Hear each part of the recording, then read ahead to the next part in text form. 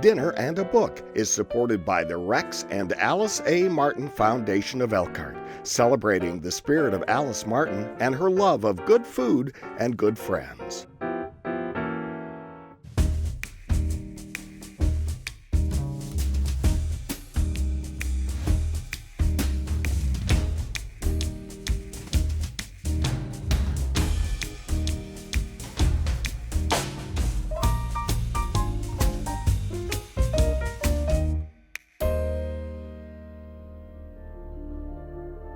I'm April Ladinsky here with Dinner and a Book, and by here I mean in the gorgeous main hall of Kopsche the Oliver Mansion here in South Bend, part of the History Museum. We're here because of the connection to 1890. I'm here with Aaron Nichols, Executive Director of the South Bend Civic Theater. Aaron, what are we doing in this beautiful space? Well, we're talking about a bit of a serendipitous alignment that was happening. The same time that Oscar Wilde was writing The Importance of Being Earnest, and when it premiered, it was about within the same 12-month period that Kopsche actually opened, that it was built and finally opened to the family. So I think that is just a wonderful way to connect these two things, to bring us into our episode today. And I do want to thank the History Museum because this is just such a gem in our community, and I hope you'll come visit them as well. South Bend is full of these kind of things, and we're so happy to be part of it. And your beautiful costume, tell us a little bit about that. Yeah, so brought to us by the Cassidy Costume Collection. They really know how to outfit people, so we're really grateful to them for making us look so Gilded Age, late Victorian fantastic. So why don't you read a small section so people can know a little bit what to expect? All right, so this is our book, and you'll hear a little bit about the title, The Importance of Being Earnest, from dear Gwendolyn, who says that it is the most important name for a man to have. She says, Jack. There's very little music in the name Jack, if any at all, indeed. It does not thrill. It produces absolutely no vibration. I've known several Jacks, and they are all, without exception, more than usually plain. Besides, Jack is a notorious domesticity for John, and I pity any woman who is married to a John. She would probably never be allowed to know the entrancing pleasure of a single moment's solitude. No, the only really safe name is Ernest. Very well done. And this will be an exquisite reading and an exquisite high tea. No, not high tea. A green tea that we'll be making. We want to be making the most appropriate thing for that 1895-1896 period. We are going to Victorian times, and we are going back to the studio.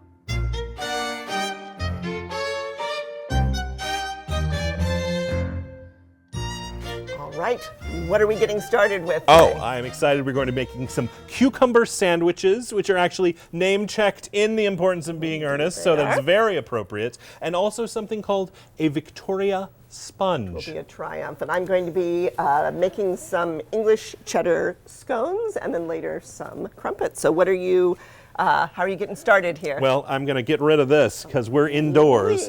Yes. But, let me get a little quote here. If I am occasionally overdressed, I make up for it by being always immensely overeducated. Ha! So, here we go. One of a simple dish, the cucumber sandwich. We are trying first to butter, and we are using unsalted butter. That is appropriate. And, with that unsalted butter, you're going to spread on both pieces of the toast, not just the top or bottom, but both the top and the bottom. And we're doing that before we cut off the edges. That is also something we want to do. So they apparently, must be crustless. The Victorian age was much like the uncrustable children we have in modern society. So we are doing that. So you can see a light layer of butter on both sides of the bread, and in order to complete your sandwich, which we are almost done, it is that simple. We are taking an English cucumber, not another type of cucumber, because we are in British society. So one thing I learned from my family, which may not be a British tradition, but it's certainly a Nichols tradition, is when you chop off the tip of your cucumber, you must circle like this, and that keeps it from being bitter. I call that Schrodinger's cucumber, because you cannot know if it actually worked or not. Can't. But we do it nonetheless. You are going to peel your cucumber so you do not have those rough, nasty edges for your delicate society tea. So we're going to peel the cucumber all the way. I'm just going to do half of it right now. But then you're going to slice into what they say paper thin or wafer thin slices. Wafer thin if you do like the Monty Python. And those slices will then be layered on the buttered bread. We're going to add one more fancy element in mint, which was harvested fresh from April's garden. Well, gardens also figure in the in the play. And those wafer-thin strips of cucumber will then be layered on the bread. So just kind of delicately layer. They say probably 2 slices thick. And so I'm going to continue doing that. Once those layers are finished, we will add a little bit of minced mint, which is fun to say quickly. Minced mint. I will be doing that now, mincing the mint. While you're doing that, I'll just talk briefly about the base of these scones. Of course, many scones are sweet. These are made with English cheddar. They really spice up a meal if you just, if you have a sad meal of soup and you want something that's going to be more cheering. These are really good. So pretty basic scones with flour, salt, a little bit of baking powder, some cheddar, English cheddar, and then I'm going to rub in the butter. And let's talk about the plot. So this is a farce. It moves fast. Can we give just sort of an overview of what this play is about? Well, I would say it's a love story wrapped in a farce. Okay, nice. And it is definitely a play about manners, because we, again, are talking about the Victorian era. And that era was all about doing things the right way. Right. Wilde didn't really appreciate that because he realized the level of hypocrisy that was involved with all of that kind of preening. And so this play is all about taking those expectations and throwing them on their ear, if you will. Yeah, nicely put. Yeah, so there are several different love stories happening. You have Algy, you have Jack, and then you have the love interests in Cecily and Gwendolen. So those two couplings are part of the joy of the comedy, but you also have their governesses, the 2 women's governesses, in Miss Prism and in the Lady Bracknell, which is how you have to say her name. Yeah, Lady Bracknell. And that particular, I guess, dynamic of the show is where a lot of the humor lives. But just trying to make sure that their wards are meeting men that are appropriate for them. Yes. So those 2 love stories, I think, are some of the where the humor lives. There's also some kind of secondary love stories between Miss Prism and Algy's kind of manservant, if you will. And then there's some kind of secondary stuff that we'll get to a little later in the show. Absolutely. But I would say Wilde uses this farcical kind of subtext to then kind of comment on Victorian propriety. And kind of make fun of it in a lot of ways. Not just comment, but say, this is silly. Why are we being so hypocritical? We should just live in our truth. And he talks about living in truth by basically having the characters lie all the time. Yes, absolutely. So the irony of earnestness in the title. Is there anybody named Ernest in the play? Well, you would think so, but and I guess, are we spoiler alerting? I mean, it's 125 years. We don't know if there's anyone named Ernest in the play. So one of the things that is significant is that this is written in 1895, and so this is just when the Victorian age is really starting to come apart. So all of these, the importance of owning land, the importance of propriety, the importance of marriages being overseen by families rather than being love matches, that's all just kind of falling apart. And so we see the strain of that and the hypocrisy, as you say, of the... Yeah, and Wilde pens a very interesting concept in the idea of Bunbury. Yes. And this idea is that everyone must have a Bunbury. What is that? Which is a noun, which is someone in your life that you can use to get out of social engagements that you are not interested in doing. Yes. So both of our lead men, Algernon and Jack, have this Bunbury figure. One is someone out in the country who's not dealing well, so they have to go out and help them. That is Bunbury, the very convenient invalid. Yes. I would love to have dinner with you, but Bunbury I'm is so sorry. ill again, yes. So that is this contrivance that he has created to allow us to escape. Yes, good. And I think that is something that, again, is used for comedic effect all through the show.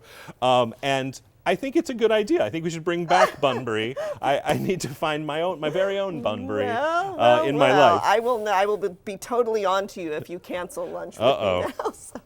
And I'm just finishing these with a little bit of milk and egg glaze. You can make these a lot of different ways, but I like cutting these into little quarters here, and you can get a lot. I'm going to put these in a 400-degree oven, and they bake in about 15 minutes. So we'll get that started there. For the wafers, as I continue to cut them, you can create a bunch of these. They're so simple, they're so delicious, and so fresh and nice when you make these for a spring summer party. This was again a Victorian staple.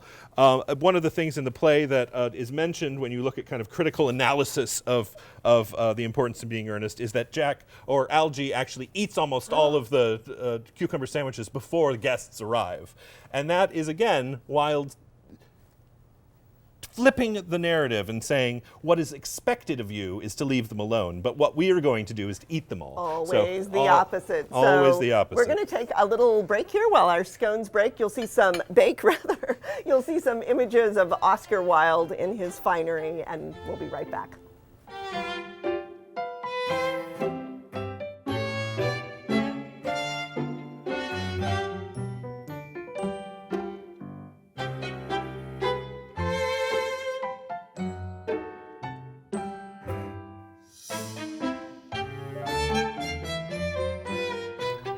Right, the scones smell fantastic. They've been cooling here just a little bit, and I like making them in these little rounds because it keeps the edges a little tender. Can you see that? They're just a little tender. So, Aaron, what are you making in this part of the I am privileged show? to make a Victoria sponge. Yes, you are. A classic. A classic, and a little more savory than some of our American alternatives. So it is not cloyingly sweet, it just has a touch of that sweetness, and the sweetness comes more from the ingredients than from the cake itself. So more from the filling, yeah. So you are going to be starting with some jam, just a nice strawberry berry jam, and we're going to be kind of breaking that up and spreading that over. And this is the first of the 3 layers that we're going to be using. We'll be using that jam first. Do you want to build it right on here? I think I'll start over here, and then I'm going to put the powdered sugar on once we place it on. All right, it's going to be a high wire act to move that baby. Oh, you think so? Okay, well, I'm going to take your advice then, and as soon as I put this on, I'm going to move it to our other surface, because April is the master. I just play a cook on TV here, so I'm going to spread that. But it is, the Victoria sponge is just a classic British cake, and I am trying my hand at crumpets. So what we call muffins, there's actually a reference to muffins in the play, but that's not really what we think of as muffins, is not what the Brits thought of muffins in the 1890s, nor were, so full disclosure, there are no crumpets in this play, but there ought to be.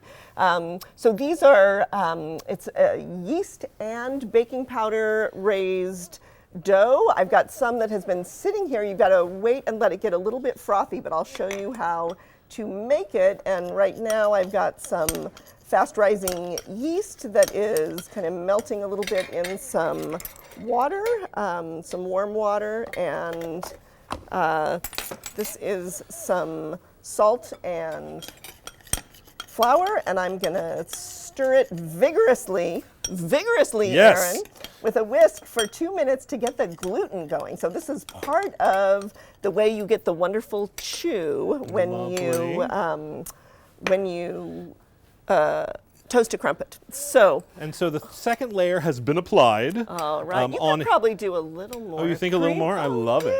Yeah, I will never say. It's this age of excess, is it not? So, well, and yes, and to the excess point, we have added a little bit of that jam, warmed the jam, and added it and incorporated it into the whipped cream. So not only is it the whipped cream, but it also has that jam built in. So again, some secret jam built in. I like that. It also makes it ever so slightly pink. So let's talk a little bit about Oscar Wilde's life when he was writing this in 1895. Sure. So there was a lot going on, and probably some of the viewers know a little bit about this. And I'm going to get the gluten going here. This is one of the first cases of being prosecuted under the Gross Indecency Act that had happened to Wilde just right around the same time as this play was being written in that 1895-1896 period.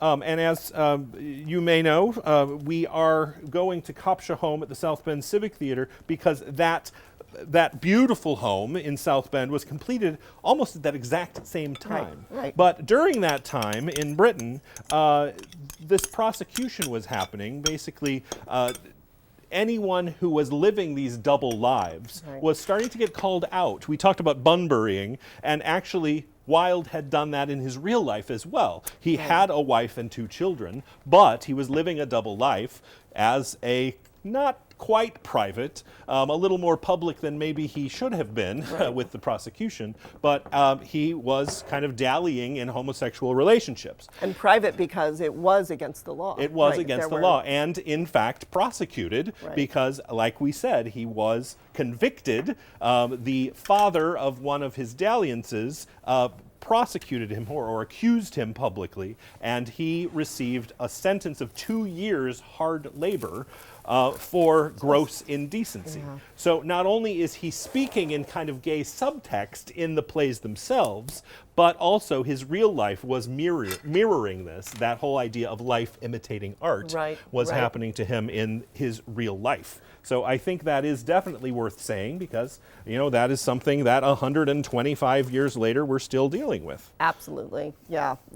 So, and I mean, remarkably, he survived prison. He died a few years later in 1900 in Paris. But unfortunately, really changed and his career was irreparably harmed. I mean, of course, now his legacy stands very strong. But at that time, no one would produce his plays, and in many ways, he died a man shamed and unfortunately taken down by this. Yeah, what a loss. And so, and you were actually in the play, right? I mean, you could, while it is a play about heterosexual romance, let's see, I'm going to get our tea kettle started here. I played Algie in the play at Elkhart Civic Theater nearly, I think, 20 years ago at this point, when I was kind of ingenue age and had just a brilliant time kind of discovering these cultural connections that I didn't know as a 20-something, but learning all about that, just enjoying this high-minded humor, the language is just so good and have stood the test of time again, and now these generation later, kind of bringing this back in my career at the South Bend Civic Theater. So it is just a joy. Just zing, zing, zing. Exactly. And arguably one real romance, or at least very close friendship, is between, look at this, Aaron. Oh, I'm just dressing nicely. We marvelous. have the mint we used earlier. We're just taking some of that beautiful mint blossom. Yes, very nice. And putting that on the top here. I'm going to put some raspberries along with the strawberries and mint blossom, and then just put a touch, a whisper, if you will, of powdered sugar on top. Are you taking notes? A whisper of powdered sugar. Yeah, that's the official term for that. So in here, you'll see that this batter, it's almost like pancake batter, but because it's leavened with both yeast and baking powder, it's very, very frothy, like this play. Frothy. So you cook it on, this is a little bit of a high wire act here. You cook it first at very high heat, and then I'm gonna turn it down. I should be timing more precisely than I am, but I'm not. And then I'll turn it down to finish cooking until the little holes start really popping on top. And those nooks and crannies are what allow you to just slather this with butter and jam, and they're completely delicious. So, so among the truths that get sort of punctured in this play are the importance of birth, right? The importance of land. Yeah, status, in some cases nobility when you're talking about the British. But I think this idea of the nouveau riche affecting people's opinions about, I guess, status, what's more important? Your land or your wealth? Right. Your position in society or this new money that was coming? And that really parallels back to South Bend, because in that same era, new money was rising and Oliver's, creating, right? the Oliver Mansion, all of the Kopsha home itself, right? So the same conversations that we're having in this farce are happening in our own backyard right here in South Bend. Yeah. And the Oliver Mansion, looks sort of castle-like. It evokes a manor home, but it's not. So let me see how these are. They're browning on the other side here. So the rings come right off. We're gonna let this finish. We'll maybe see if we can get one. Ay. Oh my gosh. Well done. Well, we'll see. I'm gonna actually this is gonna calm it down just a little bit. One of the things Wilde is known for is kind of propagating that idea of style over substance. Yes, very nice. And That great line, I right? am doing my best to Oh my create gosh, style. Aaron. And there is also substance. Yes. This beautiful sponge, but you can always dress something up to look fancier than it is. Yes, it is. And my goodness, I'd forgotten. I need to put the afternoon. This is English afternoon tea. Oh, we'll start lovely. this steeping in here. The Brits sure know how to make an electric tea kettle, I'll tell you. And then we'll have this ready for when we are. I can't wait to dive in. So even though we won't give away all of the plot twists, but there's as somebody who's read a lot of Victorian novels, and I'm sure a lot of you have read them as well, there is sort of comic overdrive at the end, with ending not just with one marriage, but marriage upon marriage upon marriage, and all of these based on misconceptions. Absolutely. Right? Sometimes intentional, sometimes unintentional, which, again, the importance of being earnest, being the goal both in name and in, I guess, propriety, right? Yes, yeah, nicely put. Yes. So we're going to take some time now to look at images of Oscar Wilde's play through the Playbill Archive. We will be right back with our tea.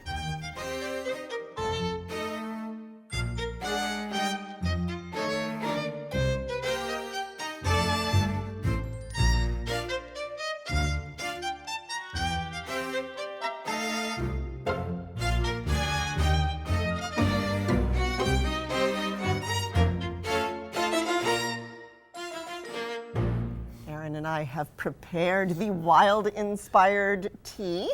Milk first? Of course. All right, so I'll pour our tea. Tell us what you made here. Oh, well, yes. I made the traditional cucumber sandwiches for our tea. Classic. And then something I'd never had experience with, but is just turned out beautifully, which is our Victoria sponge. You did a gorgeous job. Layers of chantilly cream and strawberries and a very simple sponge cake. You did a fabulous job. And we've got two different kinds of starches, because why not? Excess is part of the spirit of the book. Some English cheddar scones and some crumpets, which really you should toast first and then slather with butter and jam and eat over the sink, probably. Perfect.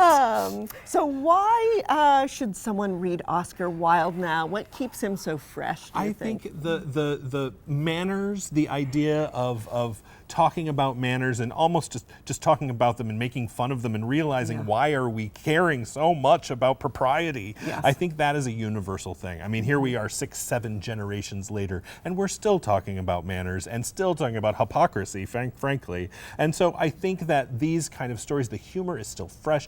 Just they live on forever. I mean, just like Shakespeare is now 400 years old, now Wilde being now 100. You're just showing off. Well, no, but I think these stories are Absolutely. universal. Yeah. I think these plays can be brought out every few years just to remind us how the vim and vigor of the English language and how our Truly. British dramas are more applicable than ever probably here in America. Absolutely. It's fun to read aloud. It's wonderful to see on the stage. So And the quotes are just as quotable now as they were that is true. 130 years We've ago. been slinging them back and forth here in the kitchen. So We hope that you will read widely, cook adventurously. These were my first crumpets, and they're pretty tasty. And your first Victoria Sponge, yes? To you, to Wild, to you. to Thank Living you. Wildly. Yes, indeed. Thanks so much for joining us. We'll see you next time on Dinner and a Book.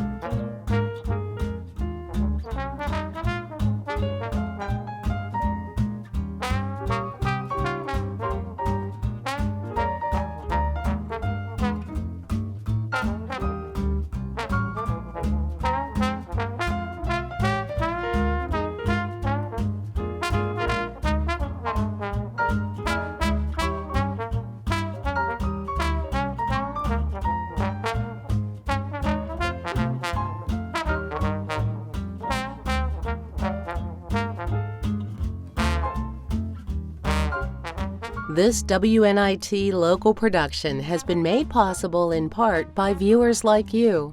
Thank you. Dinner and a Book is supported by the Rex and Alice A. Martin Foundation of Elkhart, celebrating the spirit of Alice Martin and her love of good food and good friends.